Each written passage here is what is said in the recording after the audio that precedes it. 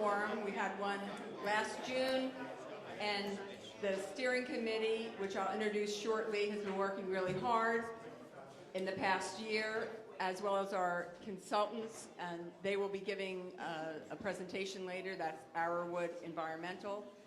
And Aaron Wortherly and Dory Barton, if you'd stand up, you'll be hearing from them later, but they are our fearless consultants, and we have some great data sets. There are maps back there, and there's a lot of information on the Mad River Valley Rec District website. But here we go for tonight. So thank you for coming. I'm Laura Arneson. I'm the Executive Director of the Mad River Valley Recreation District, and I'm the co-chair of Conservation and Recreation Visioning, along with Phil Huffman. Thank you. And then we have two working groups. One is the Ecological Integrity Working Group, and if you would stand up if you're on that. Thanks. And that includes Iris Shadis of Friends of the Mad River is the chair, Clark Amadon, Phil Huffman is on that as well, Alan Quackenbush, George Shank, who couldn't be with us tonight, but a big shout out to George for letting us use this space, and to his staff for setting it up. It's great to be here together.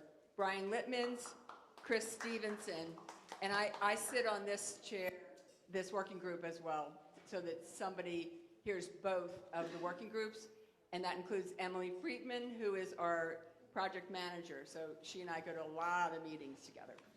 So if the people in the Recreation and Trails Working Group would stand up. Thank you. And that's Eric Peruzzi, Joey Carey, Misha Golfman, TJ Greenwood, Bob Kogut, Mark Haberl, and Julie Frost share sometimes if they're traveling. So thank you again. I'm going to just go over what the outline of the agenda will be like tonight. So in a few minutes, I'll hand the microphone over to Phil Huffman, who's going to do a background on CRV, the timing, some funding, kind of where we are. Then after that, we're going to have a very short Q&A. If you have any burning questions that you think would be appropriate for the full group, we only have 10 minutes for that. So if you don't get your question answered, we'll write it down. You can, we'll get you the answer, but just not in the middle of this program. And then Arrowwood Environmental will do their 45-minute presentation, which has a lot of slides and great information about where we live and our trails and our key ecological assets. Then we're going to break up into working groups so that we can talk and get your suggestions, and we'll be considering 3 different questions. The first one is feedback on current conditions, which many of you probably not have read. It's on our website, and we'll make it even more public. But it's basically a snapshot of where we are right now, what trails exist, what ecological features exist, a little bit of history on how we got here, but it's a snapshot in time. Then we're going to talk about the 13 key ecological features that are present in the Mad River Valley. And by the time we get to this, you'll know a lot more about it, because that's what Dory and Aaron are going to talk about. And then the third thing is that we're going to be talking about desired future conditions. And Phil will cover a little bit of that in what he's going to tell us. But we're really glad you're here. After that, we'll have some next steps. And at the very end, another small bit of time for questions and answers. So thank you so much. And here's Phil. All right, I'm going to go over to this side. Hang on just a sec. All right, well, good evening, everyone. Thanks so much for being here. It's great to see a solid turnout on a beautiful summer evening, or early summer, late spring evening, when we might all rather be out taking advantage of the local environment and our recreational opportunities. Anyway, appreciate you showing up. I'm going to give just a very quick sort of refresher or high-level overview about this project. Before I do, let me just, I recognize many of your faces, but how many of you are sort of first-timers to any of the events that we've put on for this project over the course of the last year or so? A few, okay. All right, well, great. Hope that what I'll say in the next few minutes and then what you'll hear after me will help to give you a sense of things. I'm going to work off of a short slide deck. I realize it may be hard for particularly those of you towards the back to see this very well, and some of the slides have way more words on them than slides should have. But we're thinking that we'll make this into a PDF after tonight, and we'll put it on the CRV project webpage on the Recreation District's website, so you'll be able to find it there and take a closer look if you'd like. So, Emily, if you can roll forward. So, sorry if I'm blocking folks. So, what is this project? Tell me if I'm getting feedback here. It's really a community-driven effort that's been underway for going on 2 years now, that was initiated by a number of the Valley Conservation Commissions and the Friends of the Mad River in reaching out to and engaging with folks from the recreation community, from the Mad River Path, Mad River Riders, and other organizations to really try to foster more dialogue and information sharing towards trying to achieve together a better balance between really vibrant outdoor recreation opportunities and the ecological well-being of this valley, which is really the foundation upon which we all depend in various ways.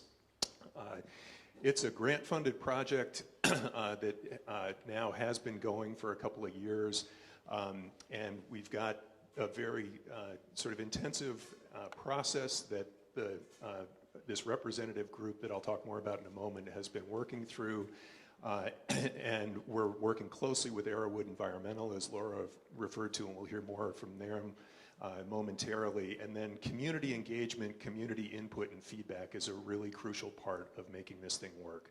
What we're trying to get to is a vision for how we all can move forward in a collaborative, thoughtful, well-informed way towards this integration and balancing of ecological integrity and vibrant outdoor recreation opportunities, I think both of which are really crucial to why so many of us live here and are grateful to call the Mad River Valley home.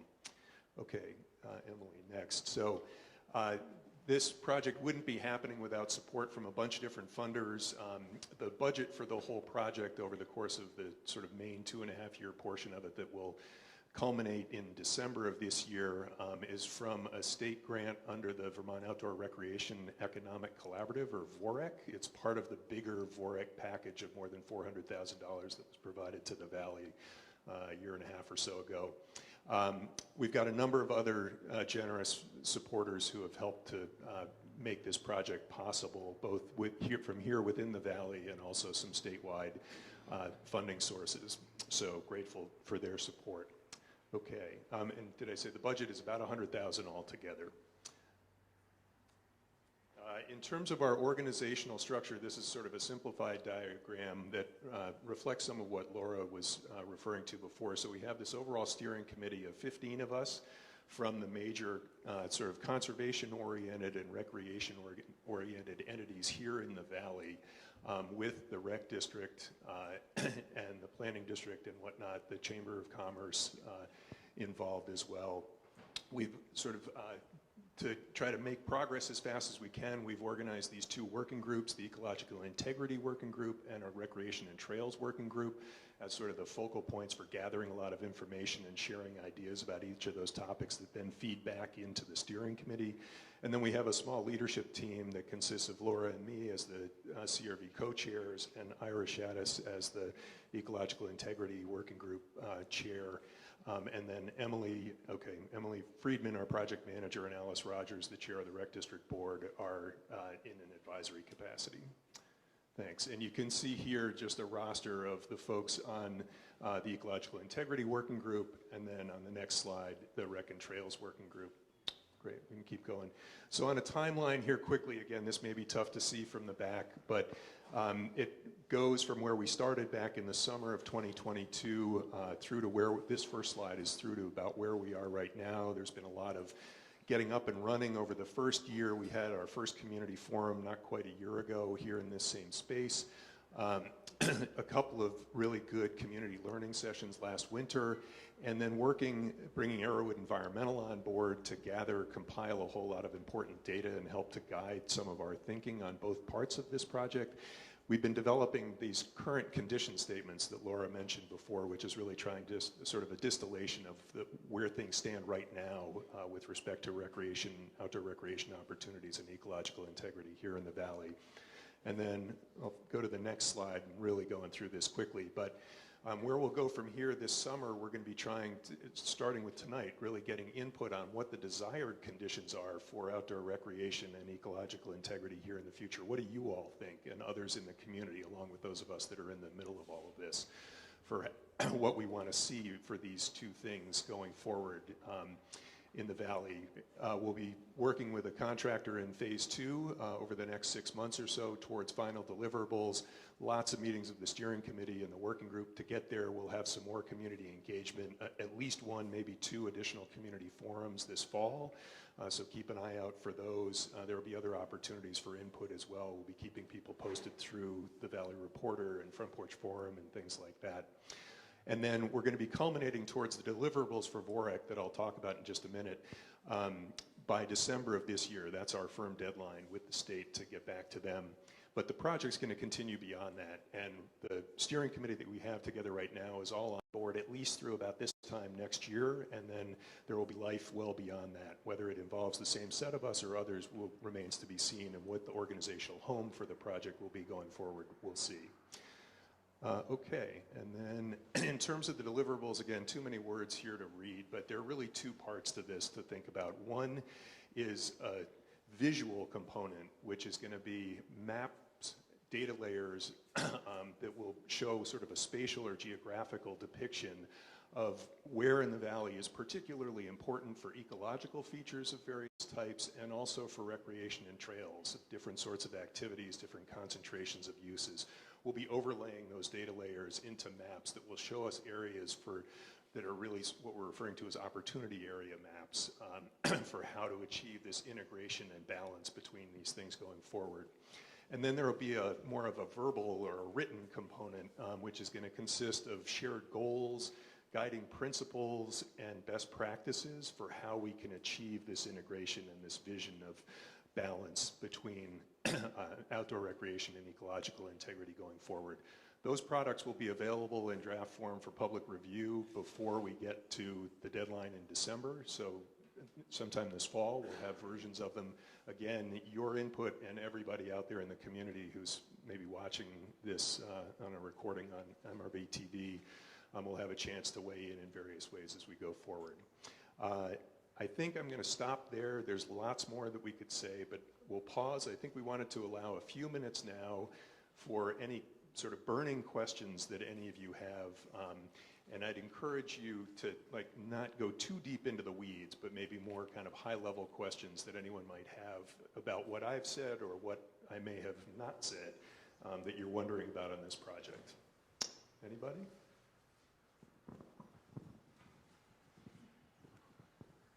Sure. Yeah, Brian. Just to help folks, can you explain a little bit about the aspects of how this is just guidance, that we don't have any authority? Thanks very much. I had that in my talking points and blew right past it. Can you so really that, important. Phil? Can you paraphrase the question? Yeah, sure thing, Tony. The question was if I would encourage others on the leadership team or the steering committee to chime in, but could say a little bit about what authority CRV does or doesn't have with respect to regulating any of what we're talking about or anything that relates to this. And the short answer is that we don't have any power, any regulatory power, authority, anything like that, okay? That, just to be clear, there's no zoning authority or anything. It's really about fostering dialogue, information gathering and sharing, collective education, and collaboration together in the near term and the long term. Sorry, that's my timer going off.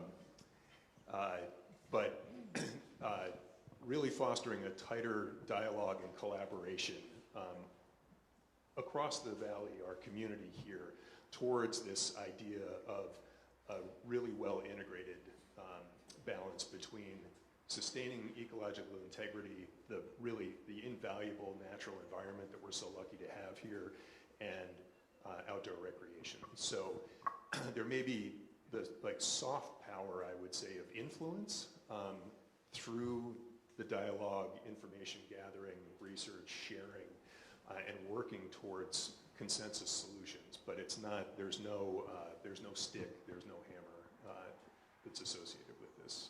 I hope that makes sense and is helpful. Other questions? I find it hard to believe that no one has any other questions. Alan? There's some larger projects associated with this 4Act grant, about like a bridge across that and fixing the intersection of 17 and 100. Can you talk about that? Sure. So the question was about some of the other components of this big grant of more than $400,000 from the Vermont Outdoor Recreation Economic Collaborative that the Valley received a year and a half ago, and I think I might turn it over to Laura to speak to that. Thanks, Alan. That's a good question, puts it in perspective. So the Welcome Center has been opened. It's at the intersection of 117, and that's where the Chamber of Commerce now is. They have an interactive display there where you can plan a day trip or a longer trip, so definitely stop by there. And behind there is where the bridge is going to go in, and that will happen in July, probably, Bob? Yeah. Kogut? July. So it'll be a great big crane and a big hunk of metal, and before that, stabilization on the banks and a lot of engineering work before the bridge actually goes in. And we were not able to put a trail in right by that intersection. The town of Waitsfield wanted to wait. There's a study with VTrans that's supposedly on the top of their list or close to the top of their list about that intersection, trying to make it safer and better. So Mad River Path, we have some alternate ways to get into town, but it's on the path and back by the laundromat, and so it's some new sections, new signs, and thank you, Misha and the path, for doing that. And at the end of the bridge installation, there'll be parking lot enhancements, extra parking spaces behind that Welcome Center, and there will also be a riparian buffer planted. Friends of the Mad River are keying that up. So a lot of work is going to happen this summer, and we'll have an article in the newspaper soon and on our website, mrvrd.org, to update people. But a lot of moving pieces, and a lot of it is in process, and some of it's done, which is great. Thanks, Laura. I might just add a quick footnote on that. That may be a point of interest if you don't already know. So the grant that the Valley community got, of all of these different components, of which CRV is just one of about 5 that Laura was describing, was the single biggest grant allocated by the Vermont Outdoor Recreation Economic Collaborative. So it's a big deal, and I think it's a reflection of the sort of the social capital and the strength of this community in coming together, a whole collection of interests on a bunch of different dimensions of what's really important, of trying to enhance our recreational infrastructure, which is so important to the vitality of this valley and why so many of us love living here, and also doing that in a way that's in harmony with the environment. So I think it's something that we all should take pride in, and it's great to see progress happening on all these fronts. Are there other questions? All right, well then I might actually take one more minute just to touch base on one thing that I kind of blew past, but I want to just dig into a little bit more, which is a little bit of the sort of process that we're using to get towards this vision. And we've touched on a couple of elements of it. This current conditions statement that Laura first mentioned, I touched on, which is again this sort of high-level written summary synopsis of the key ecological features in this valley, and also outdoor recreation opportunities, not just trail-based, but places for dispersed outdoor recreation as well. That's kind of the baseline, and then we'll be working over the next few months to articulate desired future conditions. So again, what we all would like to see happen in each of these realms on their own and as they come together going forward in the short term, midterm, long term. And then we'll be looking at what the differences are between the current conditions and what those desired future conditions are, and trying to think about what are management strategies that we might use to bridge those differences. And so there was an article that we put in the Valley Reporter last week with a simple example, but one might be for recreation, that there's, I think, a recognition that there's not a ton of beginner mountain biking trails, right? Very easy mountain biking trails. There might be desirability for that for a variety of reasons to have more. So the desired future condition would be to have more. How do we bridge that difference? And it could be looking at, are there opportunities to rearrange any of the existing trails to make them more beginner friendly, or in looking as mountain biking interests are looking at new trails, trying to think about places that might be able to provide more beginner experiences. That's a very simplified one, but I think also it's really important to note that from a CRV lens, in looking at any adjustments to existing trails or development of new trails, it would be looking to do that in a way that's not going to have any significant impacts on key ecological attributes of the valley. So whether that's important small-scale sensitive habitat areas or larger scale aspects of the environmental resources of this valley. So hopefully that helps to just shed a little bit of light on kind of where we're going over the next 6 months with this. Okay, I think if there aren't any other questions, we'll leave it there for now. Come find any of us on the steering committee after the meeting or going forward if you do have questions tonight and beyond. And I think we're going to turn it over now to Aaron and Dory from Arrowwood Environmental to talk about the work that they've been spearheading for us over the last 6 months or so. And just to say, we are incredibly fortunate the steering committee and the valley to have the help from Arrowwood Environmental and Dory and Aaron on this project. They're among the recognized leaders in this kind of thing, both in Vermont and beyond. Tremendous expertise and experience. So we're grateful and thankful to have their help. Over to you guys. Thanks.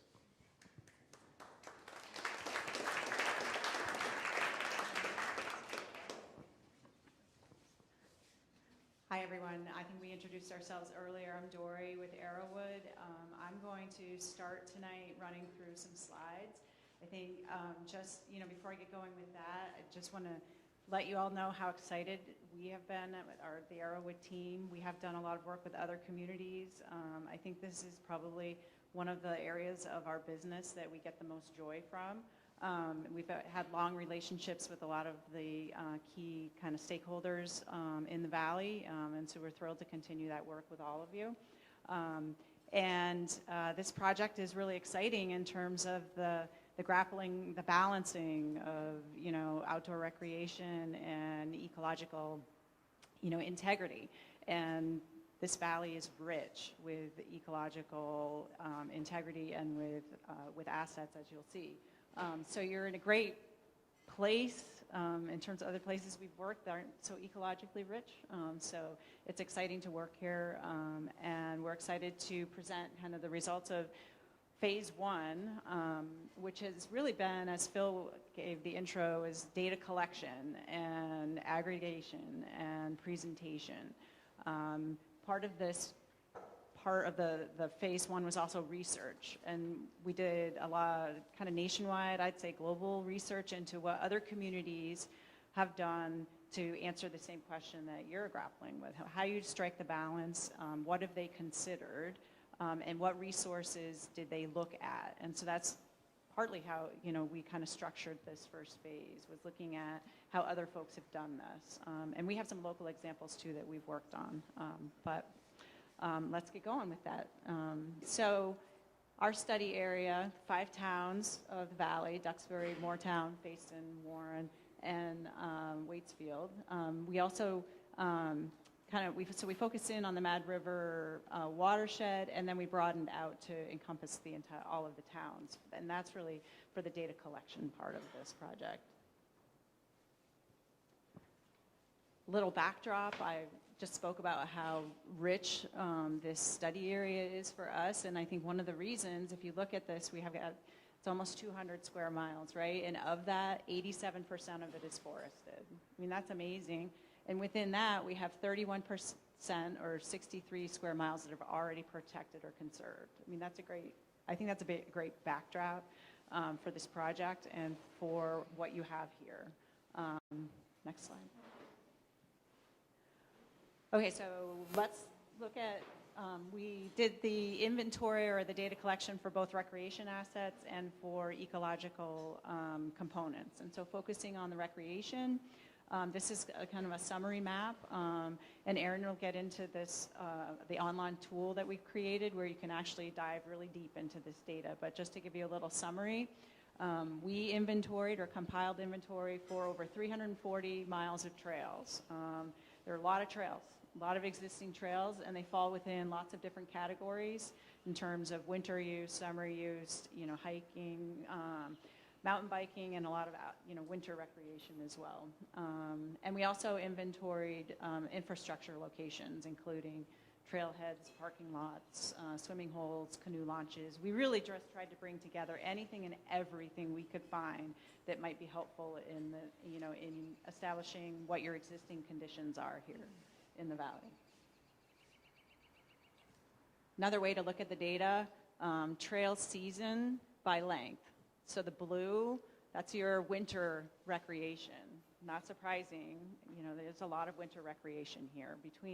I think between snowmobiling and alpine skiing, I mean, that contributes to a lot of what you're seeing in that pie chart there. And then we have summer use trails that we know are summer use trails, so hiking is in the green, and then that, I guess, kind of mauve color is either year-round trails or trails that we were not able to ascertain kind of whether they were just one season or not. So they got kind of lumped into that other category. So another way to look at the data is trail type by length again. And so green for us seems to be falling within kind of like hiking. Yellow is biking. The mauve is the snowmobiling. And then that dark blue, the bottom is at our alpine skiing. So I find that fascinating that they're pretty well matched there in terms of those four, and it takes up a lot of the actual trail type that you have. Okay, moving along to the ecological considerations or ecological assets. As I said before, primarily it was me, I guess, that did the background research, looking at case studies across the country. And so what I was interested in was identifying what other communities and groups used in their balancing. So what did they consider? And everybody uses something different, and it makes sense because everyone has different assets in their community. So it would make sense for the Mad River to be using the same list that someone out in Colorado is using. But it was helpful in terms of guiding the search. It's like all the data, we're aware of a lot of data from our work here in Vermont, but it was actually helpful, you know, to think about, you know, other things that other folks were using, and we went looking for it and found a lot of other data that we actually weren't aware of. And so that was the first part of what we did. Then we decided on the resource categories, soil, water, vegetation, and wildlife. That's how we kind of got organized. And then, you know, basically turned it over to Erin to go and find the data. And that's collecting and compiling and anything that was available for the Mad River Valley of the list that I came up with from across the country, what people wanted to use and whether we had it or not. And then, as we'll get into again, to present the data in geographic data sets on the online tool. So this is what you have. We went into it thinking that that map would be very colorful and that there would be ecological assets. If you looked at everything in total, there would be not a lot of area to go and not find an ecological asset. And so we have organized in the categories that I told you, there are about 35 different data sets here. And when presented all together, that's what it looks like. So that brought about an excellent question of, okay, so where do we do with that? You know, that basically presents if we're going to protect or if we're not going to see an opportunity because we have all of these assets, is that useful or helpful? And is there a way to weight the assets, or to narrow down the list to what would be most sensitive in the valley. For discussion and consideration, the list can change. But we offered up 13, so if you want to go to the next. 13, we're calling them the key ecological features. And we came up with that list in looking at or considering topics of biodiversity and climate resilience, species-specific critical habitats, water quality protection, sensitivity to recreation impacts, professional judgment based on our experience, our knowledge of the valley, and then just experience with recreation and impacts on ecological features, and then the data that was available for the valley. So these are the features. We have 12 that are actually mapped. We have the 13th, which is our wildlife corridors, which we think belongs in that top list, but there's not enough data. And so it's a gap. It's a data gap. And it may be something that is worthy of future study in terms of the balancing. But at this point in time, we just have incomplete information. We have some data for some of the towns, but not all of the towns. And so we made the choice at this point. It's available in the tool, but as far as presentation purposes, that seemed to would off balance by showing one town with like wildlife corridors and give the perception that there are none anywhere else, and that's not the case. So we've opted not to show any because we don't have complete data on that. Some summary statistics about the ecological features. And so we have vernal pools. I think most people probably know that these are the depressions in the woods that fill with water in the spring, important habitat for amphibians. So you have 87 mapped, 9 confirmed. There are many more out there, I can tell you that. But that's a start. RTE stands for rare, threatened, and endangered. So that's plants and animals. These are what are known. Again, there are a lot more out there. There hasn't been a comprehensive survey of the entire valley, but that's what we know about. Floodplain forests, those are those forested areas along rivers and streams. Historically, a lot of that was converted for agriculture, and so what's left is usually very important in terms of habitat and also flood resiliency. So we put that in the top. River corridors, that's that area that has been mapped by the state, more on major streams, not on the small streams, where the river is expected to move, and to give it space to do that and to have healthy, that species-specific critical habitat. You have bat hibernacula, how lucky. So you have one of those, but a critical resource. Mass stands, those are the forest areas that produce nuts, and so that's beech and oak. Used by bears, critical habitat for them, survival of that species. Bear wetlands, those are those wetlands that green up first in the spring. For bear wetlands, we're usually talking about more remote areas, kind of larger wetlands. Again, critical food source for bears. Remote wetlands, these are the larger wetland complexes. Again, important for a whole suite of of species, and I also think of these as kind of, we have a wilderness category as well, and this is kind of falls within that, but I think for wetlands. Bith, that is Bicknell's thrush habitat, and that's that high elevation conifer habitat, and so that's critical for this species, which is a priority species of greatest conservation concern right now in the state, and it's prevalent in the valley. So pretty important habitat to consider in this balancing of for opportunities. Montane forest, that's a forest it's a high elevation forest. It's usually sloped, and so it's sensitive to erosion. So we put that in our top category in terms of development in those communities can be more problematic because they're just more sensitive to impacts.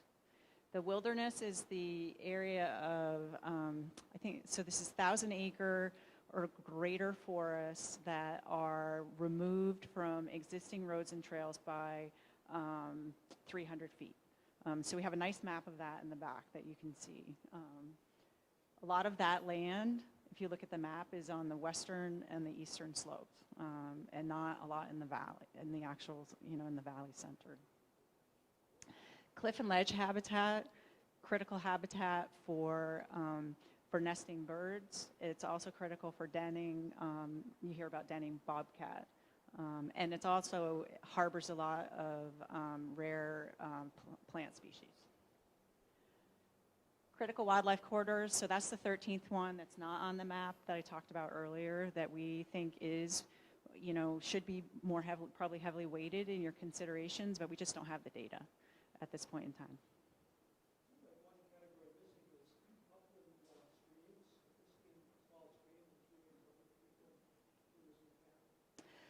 So river corridors technically would encompass that, as well as,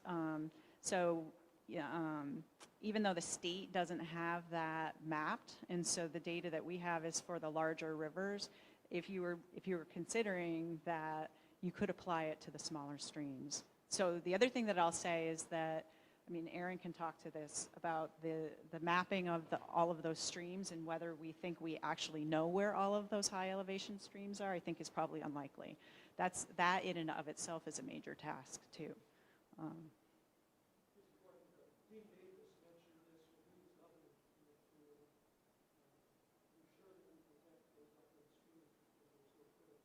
They are headwater streams, and they're sensitive too in terms of impact.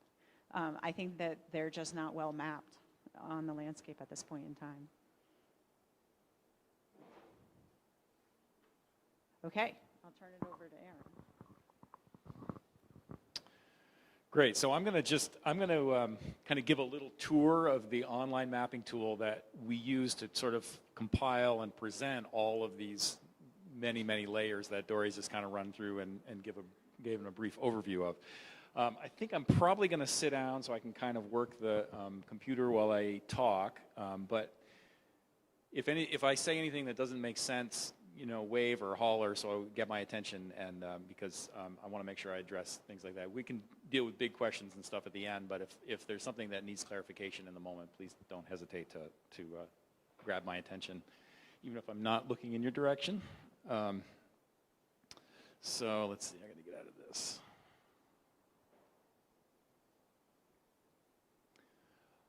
So I just had the web address up for the online mapping tool, and when you enter that address into any web browser, this is what you get. And there's a little brief introductory screen here that gives a little bit of background, a little bit of instruction on how to use it, and you can just make that go away with the OK sign. And then you kind of get right into the map. And anybody who's done any online map use in the last several years will be generally familiar with the format, and we tried to keep it as simple as possible so that it was user-friendly and made sense for folks.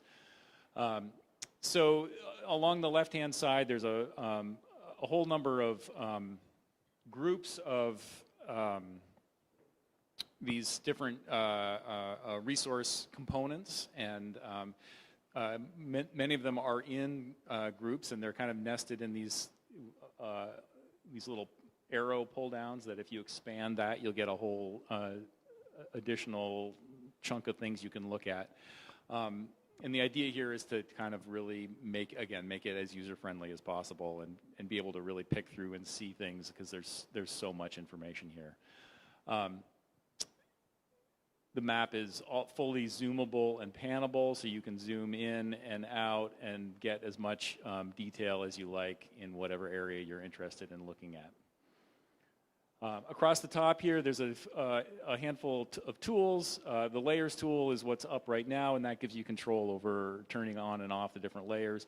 There's a specific legend window that kind of highlights what all of the different colors and symbols mean for each of the layers that are active at any given time. There's a base map option here, so you can change the underlying base map. Right now we're looking at a kind of a terrain type base map, but if you want to dive in and look at that aerial imagery underneath some of these things for some really close-up detail, you can swap that out really easily here. There is a capability to print a map, so if you want to take something with you, you print it out to a PDF, and then you can put it on your phone, or you can print it to paper and take it with you. And then finally, there's an info button here that we just added that if you click on that and then click on the little words down here, it just opens this, and this gives you a quick link to some of these data summaries.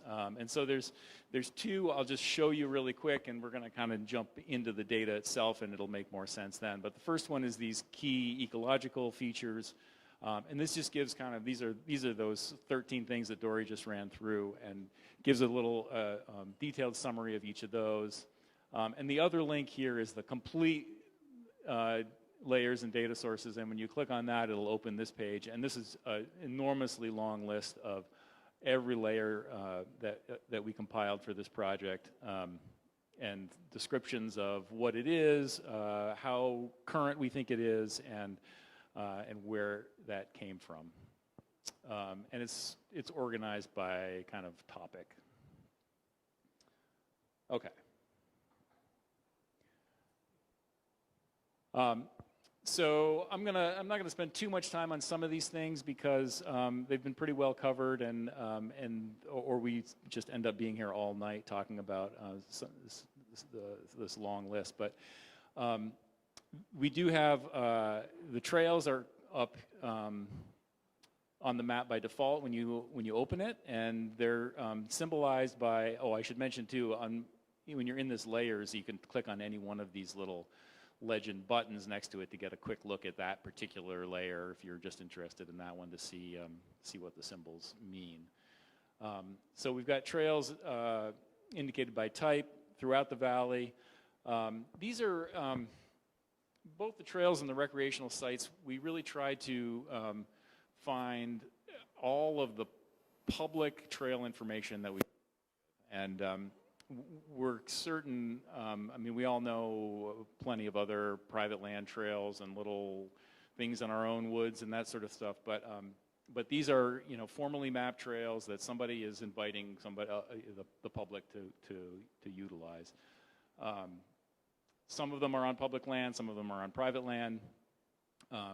Generally, they all have some type of management organization, somebody who sort of takes responsibility for it, whether that's VAST with the snowmobile trails, or it's one of the commercial ski areas, or the state of Vermont in the case of some of like the Long Trail and other of those high elevation hiking trails. Any of that information is typically available. If you were to click on one of these trails, you'd get information about all of that, including what the trail name is, who we understand to be the kind of the oversight organization, what type of trail it is, and if we know of any seasonal restrictions on it.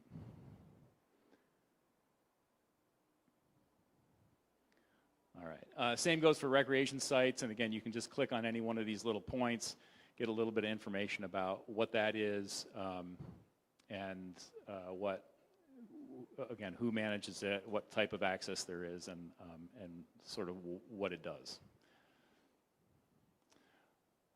So I'm just going to mention the ecological asset groups briefly. I'm not going to go through all of the layers. I think this really merits kind of some individual exploration time, but Dory mentioned the four groups. We've got the soil, the water, vegetation, and wildlife. And so if you expand any one of these groups, you can start turning on some of these layers.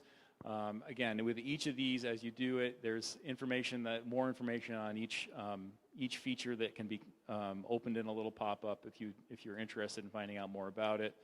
But these are sort of the fundamental pieces that we've kind of found that applied to each of these different ecological asset groups. I should mention too, we use this term assets, talking about recreation, and also these ecological features, but they aren't always assets, right? They're, some of these things could be considered liabilities or, you know, points of caution or things like that. You know, I think soil erodibility might be one of those cases. It's not necessarily an asset that we have large areas of highly erodible soil, but it's something that really needs to be taken into consideration when we're thinking about recreational development.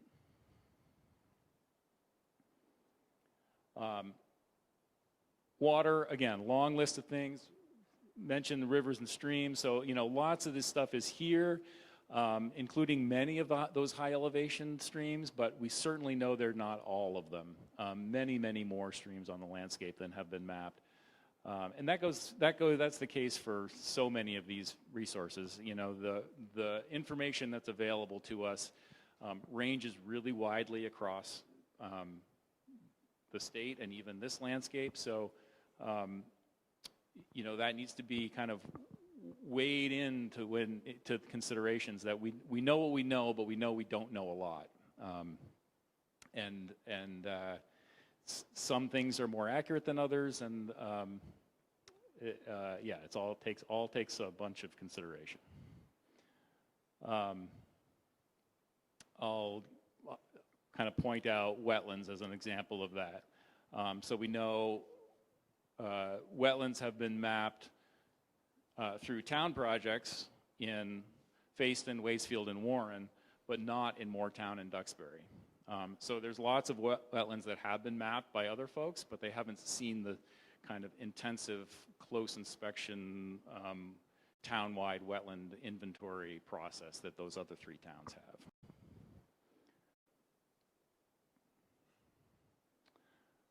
Okay, that's water. Vegetation, handful of information here. Invasive plants, that's another one of those perhaps liabilities or cautionary pieces of information. That one is woefully incomplete, but it's at least something to be aware of. Rare plants, we talked about rare plants and uncommon plants. Beech bark disease, that's kind of an interesting one. We can use beech bark disease as a sort of a surrogate for knowing where some of these large beech stands are that may be those mass stands, that important bear habitat. And we have some towns, again, Fayston, Waitsfield, and Warren, where some of those beech stands have been more aggressively mapped, but we have in the other towns we can use the beech bark disease areas as potentially as surrogates of places to be aware of and look more closely for that type of habitat. All right, and wildlife, longest list of all of them. Again, several of these are more intensively identified in those three towns that have done townwide inventories, natural resource inventories. A few of these things we pulled together. They didn't really exist on their own before across the whole area, like grassland habitats are one example of that. Cliffs and ledges are one example of that. We use some existing data to kind of extrapolate out where some of those potential habitats might be. And so, you know, we're going to talk about those, we're going to look at those 13 in a minute here, but keep in mind that those 13 and many more are all included in all of these lists. And I wanted to point out potential wildlife corridors. So we were talking about how those, acting funny here, those really exist pretty intensively in Warren. There's been a lot of work in Warren on this. Also been some work in Fayston and Waitsfield, but that work is a little bit older, a little bit less robust, a little bit less, not quite with the same methodologies. And then none of that's been done in Duxbury and Moortown. So that was one of these cases where we were looking at this and, you know, and feeling like we need a better understanding valley-wide of this particular topic before we can really commit to saying that this is where it's critical to consider. All right, and then finally, I'm just going to jump into well, I'm going to mention two others first. One is the protected land.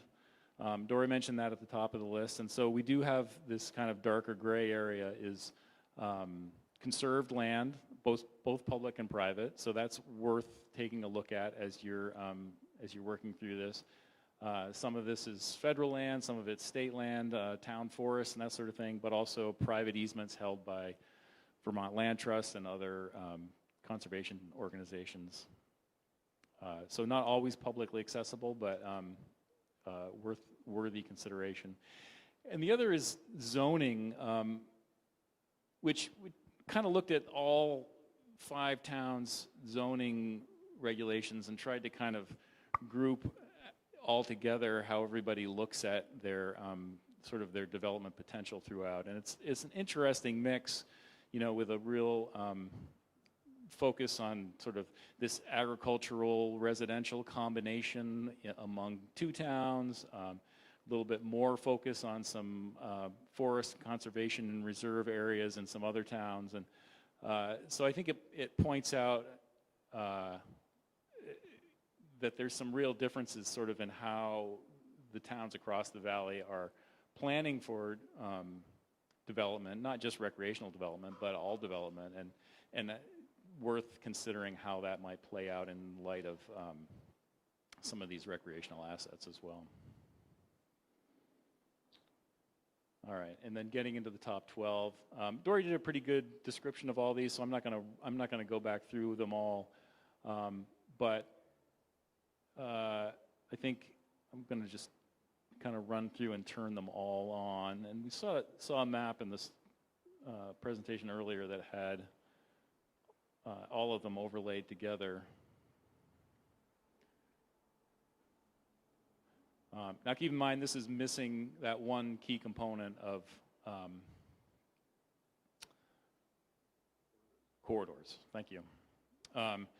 And so, you know, what you'll notice is that there are scattered about some of these key ecological features throughout the middle portion of the valley. But for the most part, these large areas of, you know, what we've identified as these key ecological corridors are located at the edges and the higher elevations. And so, you know, I think that also gets to this corridor question. And Jim and I were talking about this a little bit earlier, kind of how this cross-valley connection is maintained, and so looking at into some of that, that's definitely one of those data gaps that we've identified throughout this whole process.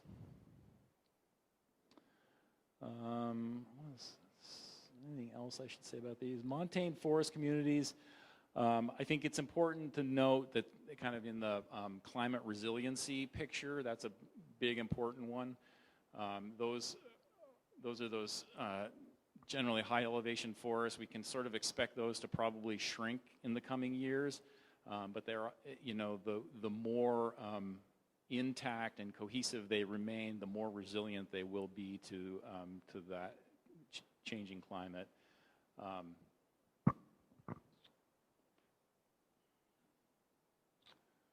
right, so I think that's the quick rundown.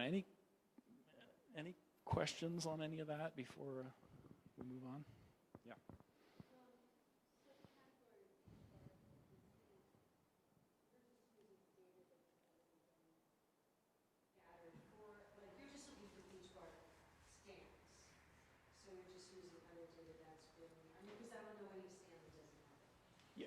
Yeah, right. So yeah, so the beach bark disease is mapped by the state on an annual basis, and they do it from airplanes, and there actually has a pretty distinct signature. And you're right, there's very few undiseased beech trees. So it gives us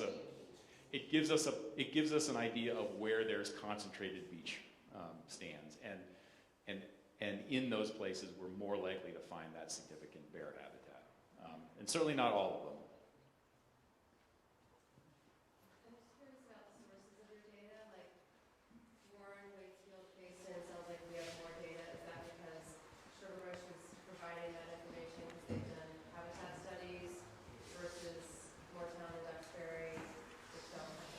Yeah. So So, is it the state? yeah, in this case, it's actually, those three towns have engaged Arrowwood in years past to do focused natural resource inventories on a town-wide scale. And it's something that's, Vermont Fish and Wildlife has been encouraging towns to do for a while, and kind of bring this natural resource and ecological planning into their town plan and zoning regulation process. And so that's really the intent of it, but it also has so many other uses, kind of considering different pieces. Yeah. Okay. It's probably too late, but I guess I would just caution against using the word wilderness. It seems that these are more remote core forests because almost all of them are managed, and a lot of people have an idea of what capital W wilderness means. Yeah, that's a good point. We've added that one around quite a bit, and we've used a few different words internally for it. And that seemed to be what people would understand easily and quickly, but it's a valid point. Intact forest or large intact forest is another, probably a better word for it. And it's, those are very much managed, I think, throughout almost the entirety of the valley. So, yeah. Thank you. Thank you for mentioning about the value of having intact forests from a resilience standpoint, because you know all too well the impact of flooding on our communities, and yet it's those headwaters or the watershed itself that's holding most of that water, not just that river corridor and floodplain. And in recognition that we have assets or infrastructure in place, as we are thinking about how do we further develop those assets, we have to also keep in mind the value that provides for our communities in terms of flood resilience and climate resilience. Absolutely. Yeah. No.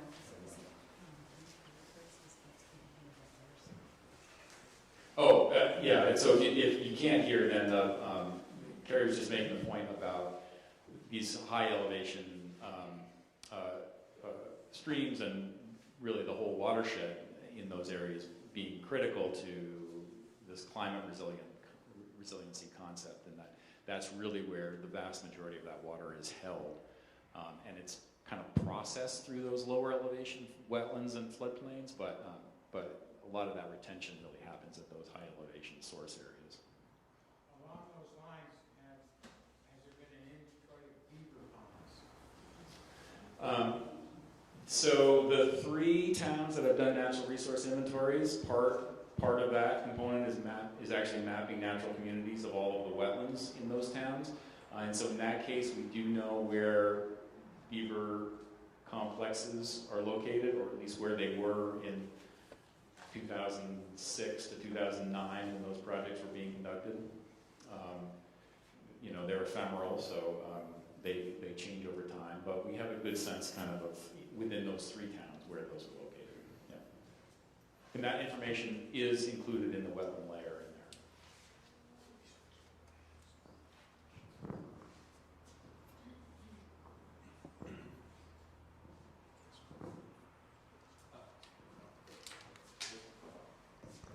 there. Oh.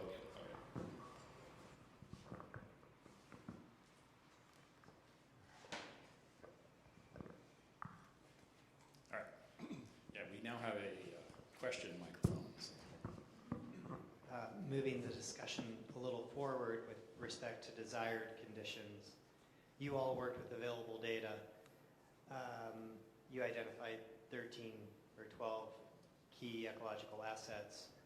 Of those 12, and I can take vernal pools as an example, what particular ecological assets may be most available to citizen science, where folks in the community can go out and gather data and provide it, not necessarily to you all, but maybe to others involved in this effort, in a way where they can collect that information and we can learn more about our valley and understand better when it comes to, for example, vernal pools, we know which ones exist, but it's hard to identify what a desired condition is if we don't really know whether we should be having many more vernal pools. And so it's really a citizen science question, and whether you all have particular thoughts about, of those 13, are there any that are more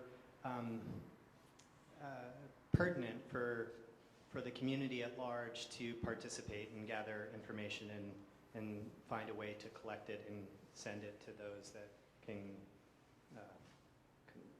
aggregate it in a manner that would be helpful here?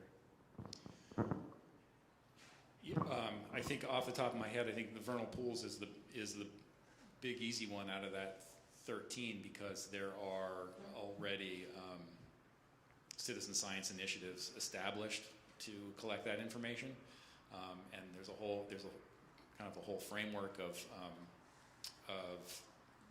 data collection forms and formal processes to follow to get that information.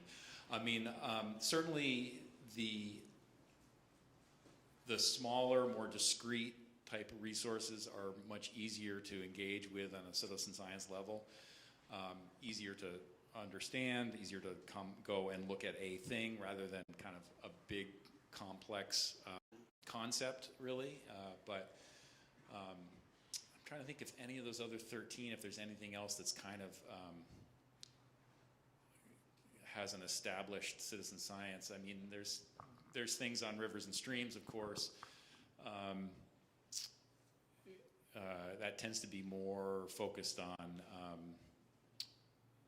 water quality assessment and that sort of thing. But yeah, so Vermont Center for Eco Studies manages a vernal pool a citizen science program, and you can actually get trained by them to assess vernal pools, and there's a whole, hundreds and hundreds of potential vernal pools that have been identified as possibly in the landscape that have not yet been confirmed and verified. So, yeah. I think the other one that kind of jumps out at me would be the plants in terms of rare, threatened, endangered, or uncommon. And I think that I'm sure that you have botanists in your community, and if you can engage with them in terms of targeting, so we've identified habitat elements and places that tend to harbor those species, and if you can engage with professionals in your own community to maybe, organize walks to go and botanize and see if you find anything. That's something, it's discrete, you can look at. I think that kind of falls in that category. Following up on that, there is a iNaturalist Mad River Valley group site.